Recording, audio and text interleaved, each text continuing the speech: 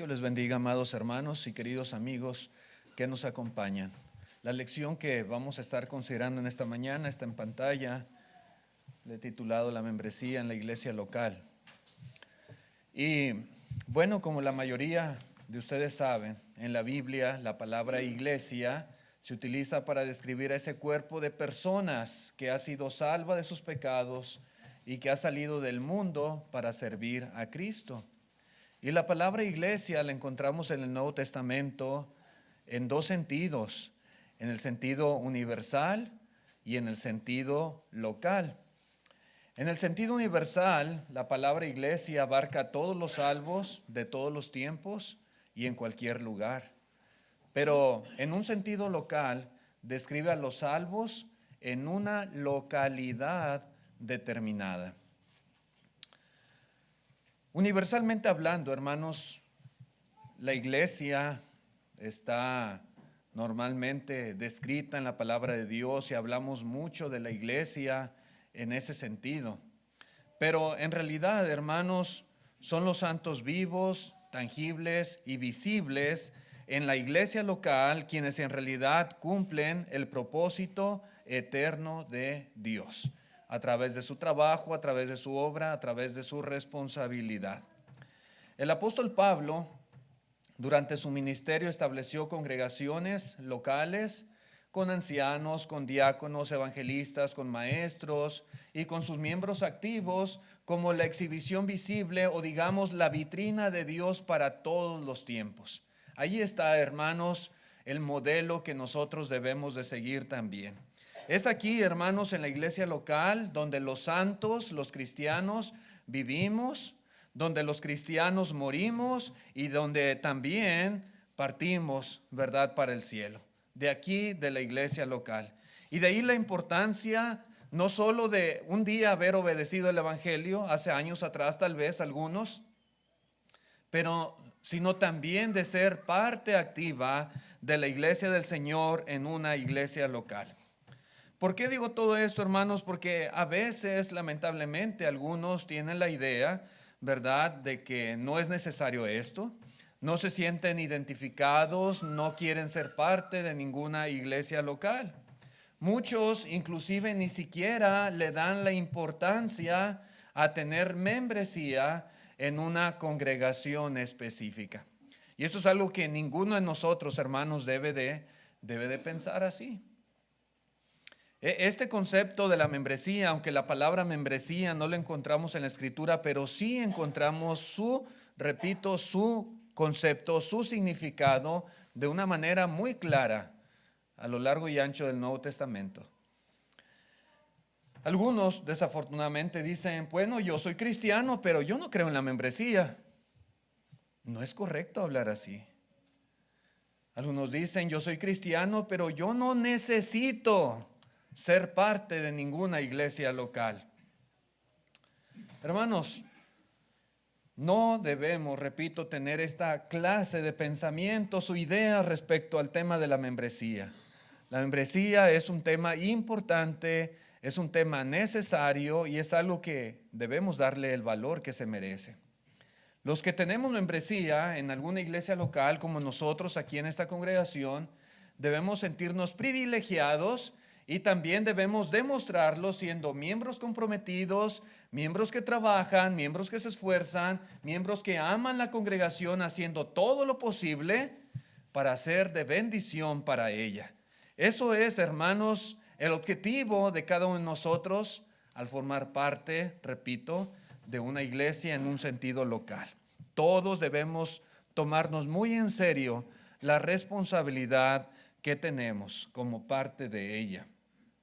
Y quisiera, hermanos, enfatizar en esta lección el concepto bíblico de la membresía. Vamos a enfocarnos simplemente en esto, en esta lección. Si Dios quiere, en otras lecciones vamos a hablar un poco acerca de lo que implica, ¿verdad?, como miembros responsables de una iglesia local. Pero por lo pronto quisiera dejar muy en claro que hablar de membresía es hablar de un concepto bíblico. No estamos hablando de algo ajeno a la palabra de Dios. Esto existe y en la Escritura lo encontramos. La iglesia, hermanos del Nuevo Testamento, como todos sabemos, se estableció en la ciudad de Jerusalén en el año 33, después de que nuestro Señor Jesucristo murió y se levantó de los muertos. Lucas registra en el libro de los Hechos que alrededor de unas 3,000 personas obedecieron el Evangelio en aquella ocasión a través de la predicación de Pedro y los demás apóstoles.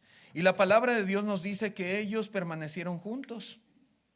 Aquellas 3,000 personas permanecieron allí en Jerusalén, estaban juntos y continuaron perseverando en la doctrina de los apóstoles, en la comunión unos con otros, en el partimiento del pan y en las oraciones. Y ese fue el comienzo, hermanos, de la iglesia, tanto en un sentido universal como de la iglesia en un sentido local, particularmente en esa ciudad de Jerusalén.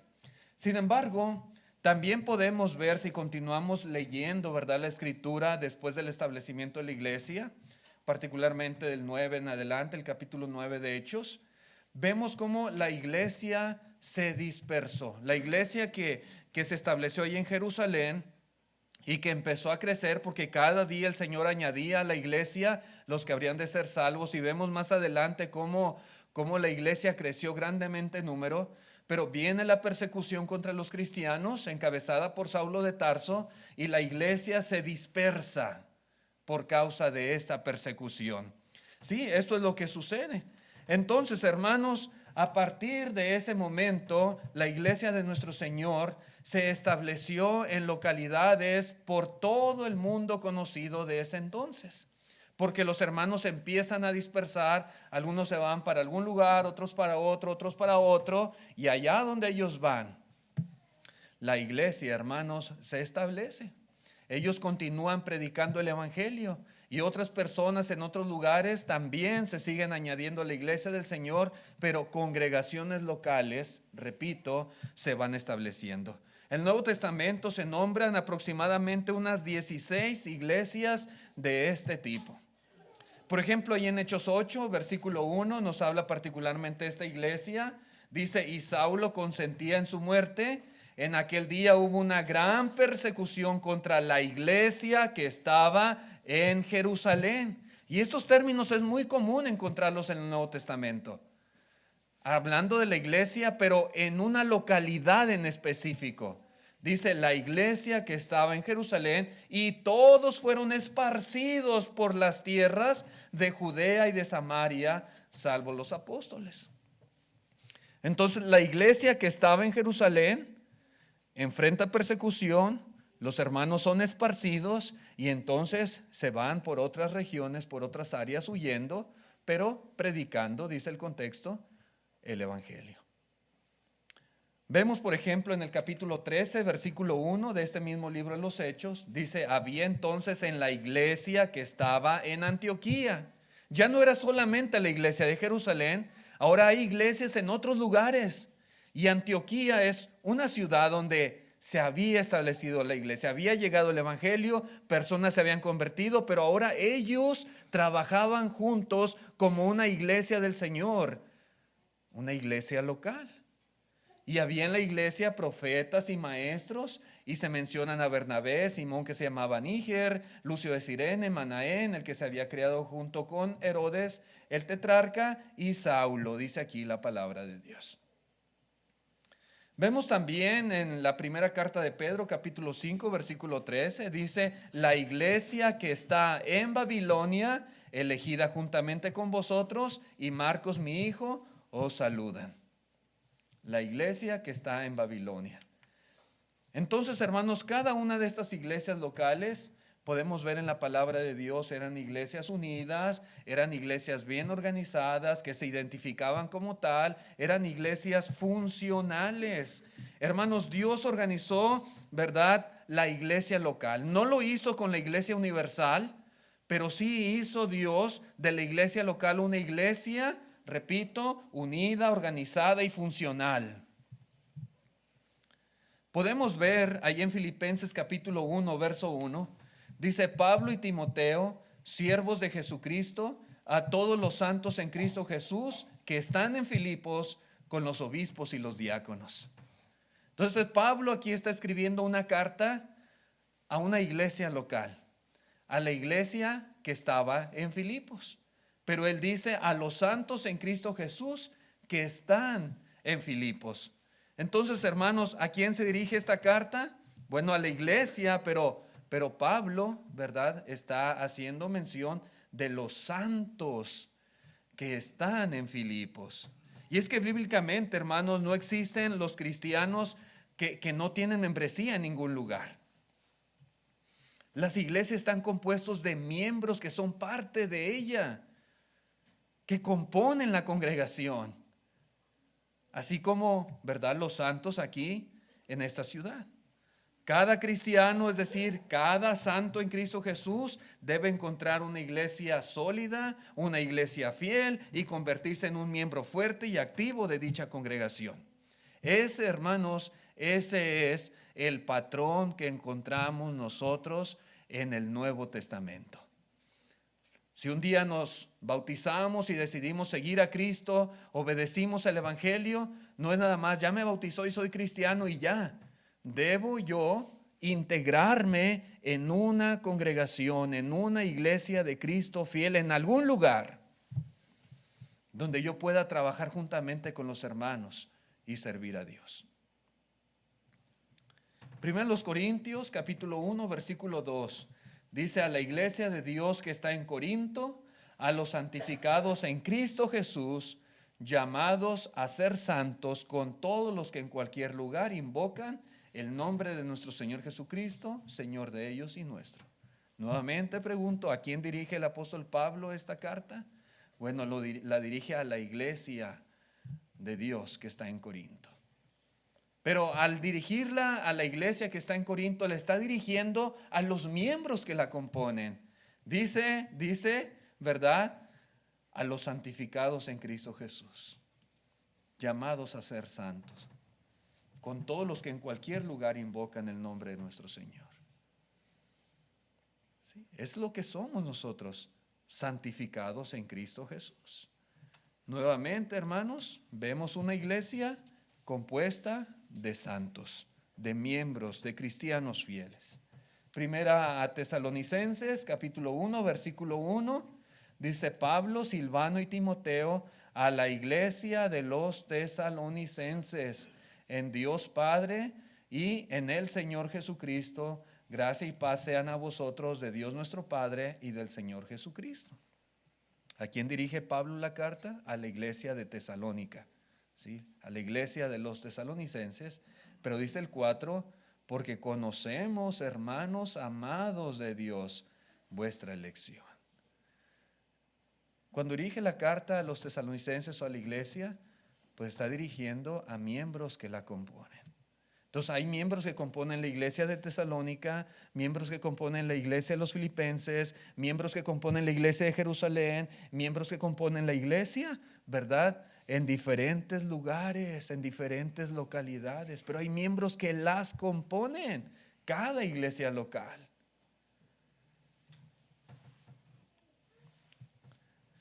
Y es que, hermanos, dirigirse a la iglesia cuando se envía una carta, como lo hacía Pablo y otros más, es dirigirse a los santos. Y cuando se dirige a los santos, se está dirigiendo a la iglesia en ese lugar. Entonces, si nosotros somos discípulos fieles, si somos santificados en Cristo Jesús, como dice el apóstol Pablo, si somos hermanos que somos amados de Dios, entonces, al igual que ellos, debemos todos y cada uno de nosotros identificarnos y ser reconocidos como parte de una iglesia de Cristo local. Sí, así debe de ser. Repito, ese es el modelo a seguir, ese es el ejemplo bíblico, ese es el patrón del Nuevo Testamento, ¿verdad?, para las iglesias y para nosotros en lo particular. Identificarnos como miembros de una iglesia local. Sí, somos cristianos porque nos bautizamos un día, pero ¿a qué congregación pertenecemos? ¿Dónde nos identificamos?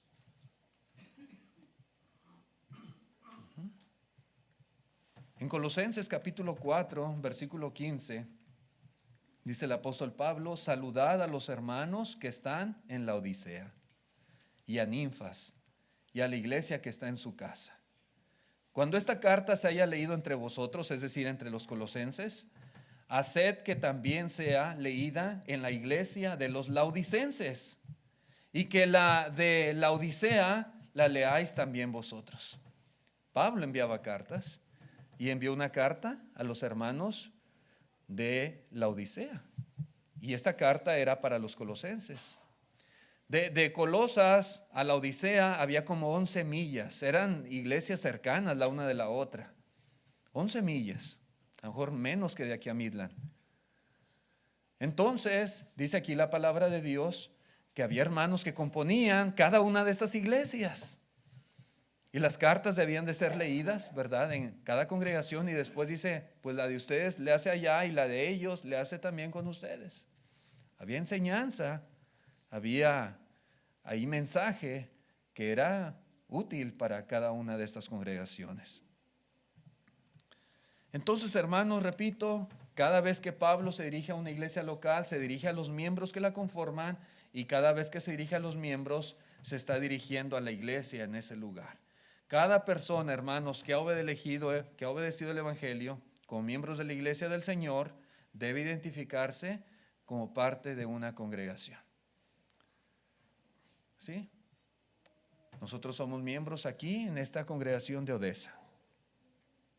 Y hay varias congregaciones aquí en la ciudad, pero particularmente somos miembros de la iglesia de Cristo que se reúne, ¿verdad?, en la esquina de Maple y Myers. Tenemos hermanos en Midland, tenemos hermanos en Pecos, tenemos hermanos en Lubbock, tenemos hermanos en Ojinaga, pero ellos se identifican como miembros de esas congregaciones. Y nosotros, a donde quiera que vayamos, tenemos que identificarnos. Es decir, yo soy miembro de la iglesia de Cristo que se reúne en Odessa. De la congregación, repito, de Maple y Myers. Esto es lo que encontramos en la palabra de Dios. Otra cosa que nos ayuda a entender, hermanos, también este concepto de la membresía, ¿verdad?, es la cuestión de los ancianos y esta organización que el Señor establece para su iglesia en un sentido local. Repito, la Iglesia Universal no tiene ningún tipo de organización. Dios decidió que la única organización fuera en iglesias locales. Y eso nos ayuda, hermanos, porque bíblicamente las iglesias deben de tener ancianos, los cuales, hermanos, deben gobernar y trabajar única y exclusivamente con esa iglesia local donde ellos son miembros, donde ellos fueron escogidos, donde ellos tienen su membresía. Y deben de trabajar con los hermanos que tienen su membresía en esa iglesia local. Eso es lo que vemos en la palabra de Dios. En Hechos 20, versículo 17, dice el apóstol, escribe Lucas, pero Pablo dice en el verso 17, enviando pues desde Mileto a Éfeso, hizo llamar a los ancianos de la iglesia. ¿De cuál iglesia? De la iglesia en Éfeso. Entonces en Éfeso había una iglesia del Señor, una iglesia local que tenía ancianos, ¿verdad? Y había lógicamente miembros activos en esa congregación. Dice en el verso 28, dice Pablo a los ancianos, por tanto mirad por vosotros y por todo el rebaño en que el Espíritu Santo os ha puesto por obispos para apacentar la iglesia del Señor, la cual él ganó por su propia sangre. Entonces el Espíritu Santo los puso por obispos en cierto rebaño, con cierta iglesia, y era precisamente con la iglesia en Éfeso. Y ellos tenían que cuidar de la iglesia y protegerla y pastorearla, ¿verdad? Como es el propósito de Dios, ¿verdad? Para los ancianos. Entonces, ellos, hermanos, eran parte de esta congregación y trabajaban para ella y con ella. Una iglesia en particular en una ciudad en específico. Yo digo, hermanos, si no fuera necesaria la membresía en una iglesia, pues ¿cómo sabrían ellos cuál es su rebaño? ¿Cuál es el grupo de personas que tienen que cuidar y que tienen que pastorear y que tienen que proteger? ¿Cómo sabrían? Si no hay membresía, si no existe la membresía, si cada quien tiene el derecho, la libertad de poner o no poner membresía, de tener o no tener membresía. No tiene sentido. En el libro de los Hechos, capítulo 16, verso 4, dice: y al pasar por las ciudades les entregaban las ordenanzas que habían acordado los apóstoles y los ancianos que estaban en Jerusalén para que las guardasen. Si ustedes recuerdan y del contexto anterior del capítulo 15, había algunos judaizantes que andaban enseñando en las iglesias que era necesario circuncidarse y guardar la ley de Moisés para poder ser salvos. Pero dice que los apóstoles que estaban ahí en Jerusalén se reunieron juntamente con los ancianos de la iglesia y estuvieron hablando en cuestión de este asunto, porque era mucho el ruido que se estaba metiendo a las iglesias respecto a este asunto. Y dice que trataron ahí la cuestión y dijeron, ¿verdad?, que únicamente comer de lo sacrificado a los ídolos, el abstenerse de sangre, ahogado y fornicación, eran de las cosas, ¿verdad?, única y exclusivamente que necesitaban guardar los hermanos. Pero otro tipo de cuestiones no. Entonces aquí está Timoteo y está el apóstol Pablo y verdad, están enseñando estas cuestiones que los apóstoles habían determinado ahí en Jerusalén, pero habla, verdad, que se reunieron en conjunto con los ancianos que estaban en Jerusalén. Así como Éfeso tenía ancianos, también Jerusalén tenía ancianos, dice aquí la palabra de Dios. Vemos aquí en Santiago capítulo 5 verso 14, dice Santiago: ¿está alguno enfermo entre vosotros? Santiago escribe esta carta a hermanos que habían estado también siendo perseguidos y habían de alguna manera huido, habían sido dispersados, pero donde ellos estuvieran, ¿verdad?, seguramente estaban organizados como iglesia local. Y dice Santiago: alguno de entre vosotros está enfermo, dice, llame a los ancianos de la iglesia y oren por él, ungiéndole con aceite en el nombre del Señor. Entonces esto es bíblico, ¿verdad? Orar unos por otros y así como los ancianos cuidan de la iglesia en muchos aspectos, aún en estos detalles también juegan un papel importante. ¿Y por qué no invitar a los ancianos a nuestra casa a orar? Esto es muy correcto. Llame a los ancianos de la iglesia y oren por él, dice, ungiéndole con aceite en el nombre del Señor. El aceite era como medicamento en aquellos tiempos que se utilizaba para ayudar a las personas enfermas. Pedro, en la primera carta, capítulo 5, verso 1 al 3, dice: ruego a los ancianos que están entre vosotros. Igualmente, hermanos, las cartas de Pedro, dice, son cartas universales. Pero a donde quiera que llegaran, dice Pedro: ruego a los ancianos que están entre vosotros. Entre vosotros siempre, hermanos, esta frase es muy importante, se refiere a la iglesia local. Yo, anciano también con ellos y testigo de los padecimientos de Cristo, que soy también participante de la gloria que será revelada, apacentad la grey de Dios que está entre vosotros. La grey, el rebaño. Los ancianos no son mandados, ¿verdad?, a apacentar otras greyes, otros rebaños en otros lugares, sino la que está, dice Pedro, entre vosotros, cuidando de ella, no por fuerza, sino voluntariamente, no por ganancia deshonesta, sino con ánimo pronto, no como teniendo señorío, dice, sobre los que están a vuestro cuidado, siendo ejemplos de la grey. ¿Quiénes son los que están a vuestro cuidado? ¿Cuáles son las ovejas que están al cuidado de esos pastores? No es la iglesia universal, no son los cristianos de todo el mundo, es la iglesia local. Entonces la iglesia local debe estar compuesta por miembros que se identifican como parte de ella, que tienen membresía en ese lugar,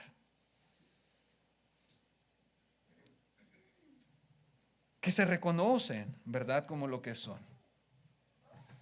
La cuestión, hermanos, es que hoy en día debemos imitar ese patrón de las Escrituras, perteneciendo, trabajando y cooperando con la iglesia local, al igual que estos hermanos lo hacían. Algunos lo van a hacer como ancianos, otros como diáconos, otros como evangelistas, otros como maestros y otros como miembros activos y fieles que cooperan y que trabajan, ¿verdad?, en la obra del ministerio. Así que, pues yo digo, ¿dónde está la autoridad para que algún cristiano se niegue a ser identificado de manera continua como parte de alguna congregación en algún lugar específico? ¿Dónde está esa autoridad? ¿En base a qué podemos nosotros determinar que no es necesario ser parte de una iglesia local? ¿Dónde está la autoridad para que alguien diga que no cree en la membresía, si es algo bien claro en la palabra de Dios? ¿Cómo puede algún cristiano vivir en algún lugar donde hay iglesia de Cristo sin hacer el intento o sentir la necesidad de ser reconocido como miembro de tal congregación? Yo no encuentro una razón lógica para esto. A veces pienso que simplemente es una vía de escape, una manera de querer eludir algún tipo de responsabilidad o compromiso en la iglesia del Señor, pero esto es algo que nos ayuda y nos beneficia mucho a nosotros. Y también, lógicamente, por consecuencia, a la iglesia donde nosotros pongamos la membresía. Entonces, hermanos, algo bien importante es que al mudarnos siempre debemos buscar una iglesia fiel. Muchas veces, por diferentes razones, los cristianos a veces se ven en la necesidad de mudarse a otro lugar. Pero debemos entender que al mudarnos, nuestra membresía se va con nosotros también. ¿Sí? Y al hacerlo, ese cristiano, ese hermano, esa hermana debe de buscar juntarse con la iglesia que está en esa área y trabajar como miembro activo de esa congregación. Si usted era miembro allá en Ojinaga y era considerado miembro activo ahí, y usted se muda a Odessa, usted necesita poner su membresía en Odessa, en alguna congregación fiel de la ciudad. Y si usted es miembro en Odessa y usted se muda a San Antonio, usted en San Antonio debe de buscar una iglesia de Cristo fiel donde usted se junte con los hermanos, trabaje con ellos y ponga su membresía en San Antonio.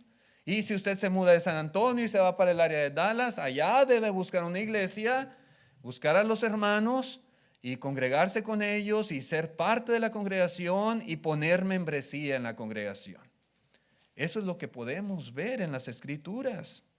Un ejemplo de esto, hermanos, es Saulo, Pablo, cuando él se convierte en Hechos 9, verso 26, dice la Escritura, cuando llegó a Jerusalén, trataba de juntarse con los discípulos, pero todos le tenían miedo, no creyendo que fuese discípulo. Entonces recordarán, él se convierte allá en Damasco. Y en Damasco él, ¿verdad?, juntamente con los demás hermanos, él es un miembro activo. Había iglesia en Damasco. Y él comenzó a predicar y él entraba a las sinagogas predicando a Cristo, pero por su misma predicación los judíos le aborrecieron y trataron de matarlo. Y los hermanos, dice la Escritura, le ayudaron a escapar y en la noche lo bajaron por una canasta en el muro de la ciudad. Y entonces él huye. ¿Y a dónde se va? A Jerusalén, donde allá están los hermanos. Allá había hermanos. Y estaban los apóstoles particularmente. Entonces él llega a Jerusalén y él quiere, dice ahí, juntarse con los discípulos. Él quiere formar parte de ellos. Pero pues ahí hizo tantos males que no le creían la verdad que él fuera sincero.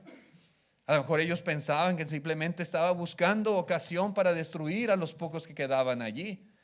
Entonces le tenían miedo, dice la Escritura, porque había sido perseguidor y muchos fueron encarcelados y él dio su voto para que los mataran.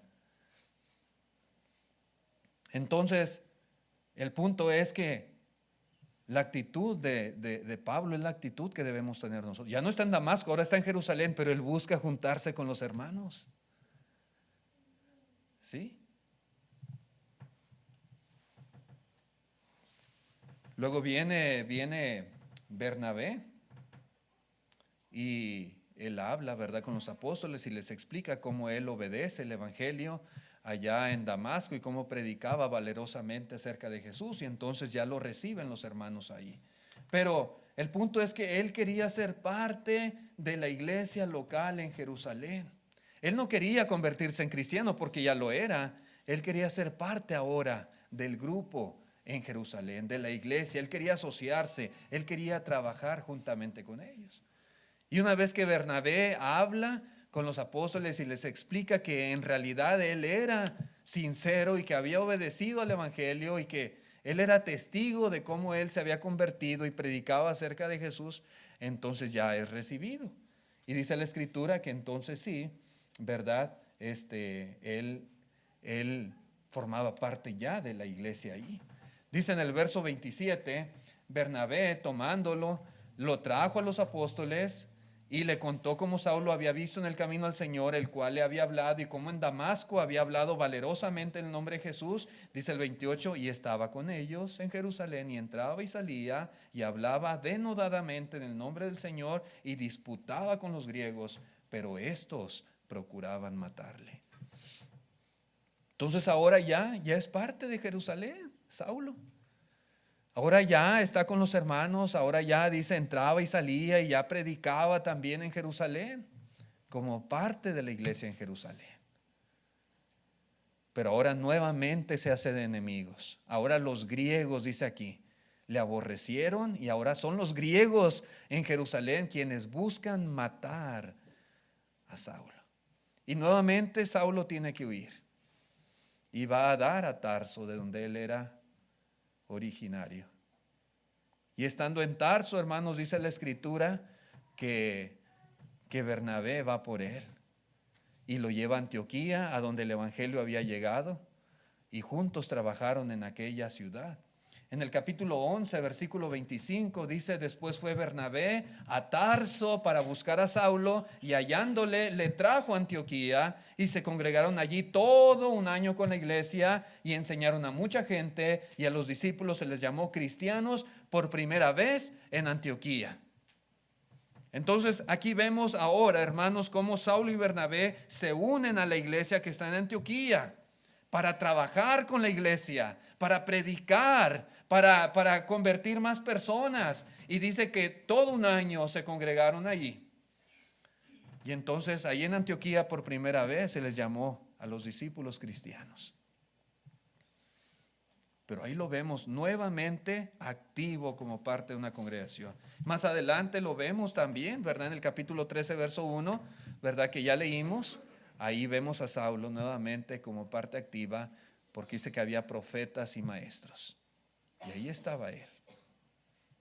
Entonces, cuando el Espíritu Santo, hermanos, dice la Escritura que los envió a predicar al término de su viaje, nuevamente dice la Escritura que regresan, ¿verdad? Pablo y Bernabé regresan otra vez a Antioquía, porque el Espíritu Santo dice, ¿verdad? Apartadme a Pablo y a Bernabé para esta obra que los he encomendado. Y son enviados por la iglesia a predicar, hacen este viaje, ¿verdad? El primer viaje que se conoce, el primer viaje misionero de Pablo. Van Pablo y Bernabé, predican y regresan nuevamente a esta iglesia en Antioquía.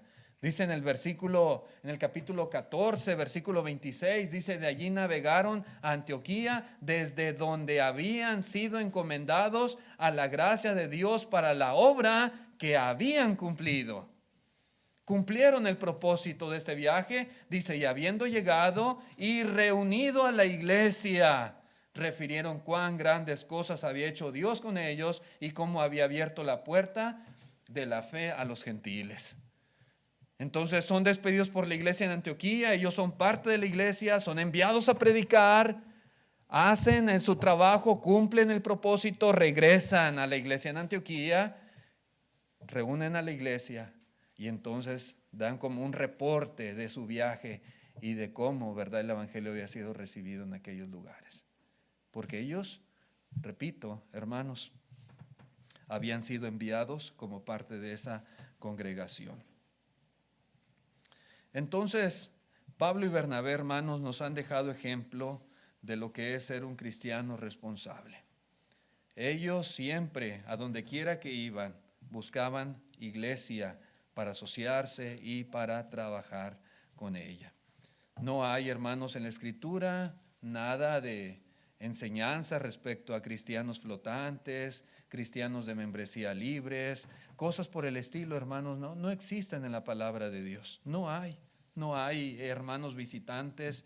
Somos hermanos, somos cristianos, pero como tales debemos ser parte de una iglesia local. Apolos, hermanos, también nos muestra este ejemplo. En Hechos 18, verso 27, dice: y queriendo él pasar a Acaya, los hermanos le animaron y escribieron a los discípulos que le recibiesen. Y llegado él allá, fue de gran provecho a los que por la gracia habían creído, porque con gran vehemencia refutaba públicamente a los judíos, demostrando por las Escrituras que Jesús era el Cristo. Entonces está ahí Apolos, ¿verdad?, en Éfeso, y él quiere ir a Acaya. Bueno, pero no nada más va a ir a Acaya, sino que él va a ir y va a buscar a los hermanos. Y los hermanos no conocen a Apolos, no saben quién es Apolos, pero los hermanos de Acaya, los hermanos de Éfeso escriben una carta, ¿verdad?, dirigida a los hermanos de allá, para que cuando llegue Apolos, ellos sepan que él es un cristiano fiel, digno de ser recibido. Y así fue. Ya no fue miembro acá en Éfeso, ahora era miembro allá en Acaya, en Corinto particularmente. Y Apolos fue de gran provecho para los hermanos. Es lo que vemos aquí en la palabra de Dios. Entonces, hermanos, todo esto nos enseña que cuando un hermano se mueve o se muda a otro lugar, debe de tener el interés de buscar a los hermanos, debe de tener el interés de buscar una iglesia fiel y tratar de ser recibido por ellos para trabajar juntos. Yo quiero trabajar con esta iglesia y me tuve que mover a otra ciudad, pero aquí está la iglesia y yo quiero trabajar con ellos y yo quiero ser parte de ellos. Ese debe de ser el sentir de todos nosotros. También, hermanos, vemos aquí en este ejemplo enseñanza para que las iglesias se comuniquen entre sí, para saber si alguien es digno o no es digno de ser recibido. ¿Sí? Porque una iglesia debe tener cuidado con a quien recibe, porque no conocemos a los hermanos a veces que vienen de otro lugar y por qué se vinieron, ¿verdad? Y qué vida llevaban allá. Entonces a veces es bueno preguntar, o es bueno que una iglesia envíe una carta, si se va un hermano, pues una carta de recomendación para que los hermanos allá sepan. O es sano preguntar a una iglesia: hermanos, nos llegó aquí un miembro que viene de allá con ustedes, nada más queríamos saber cómo viene. ¿Todo bien? ¿No hay ningún problema? ¿Todo en orden? Sí, hermano muy fiel, hermana muy fiel, pueden recibirlo con toda confianza. Excelente. Pero aquí vemos un ejemplo de iglesias comunicándose por cuestión de miembros que se tienen que mudar para allá con ellos. Entonces, hermanos, esto es lo que la Biblia nos enseña. Así que, ¿dónde está la autoridad bíblica para mudarse a un lugar y no hacer ningún esfuerzo por formar parte de una iglesia local? Pues no hay autoridad para eso, hermanos. No hay. Entonces, siempre debemos esforzarnos para que así sea. Si está bien que un cristiano rechace el ser miembro de una iglesia local, si eso es correcto, entonces también es correcto que todos los miembros rechacen de la misma manera tener membresía en una iglesia local. Pero yo digo, si todos nosotros no tuviéramos membresía, hermanos, ¿qué fuera de la iglesia? ¿Verdad? ¿Cómo saber con quién se cuenta?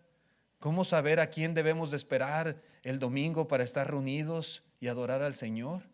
¿Cómo sabemos quién puede trabajar en esta congregación y a quién se le puede asignar una tarea o quién puede ayudar, ¿verdad?, en un área en específico, si nadie tiene, ¿verdad?, la obligación de tener membresía en la iglesia local?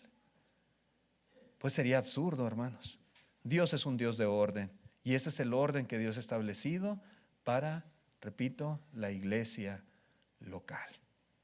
Así que hermanos, llevemos esto en nuestra mente. La membresía es bíblica. La membresía nos confiere muchas bendiciones en Cristo Jesús. Y de la misma manera, repito, también hay responsabilidades que tenemos que cumplir.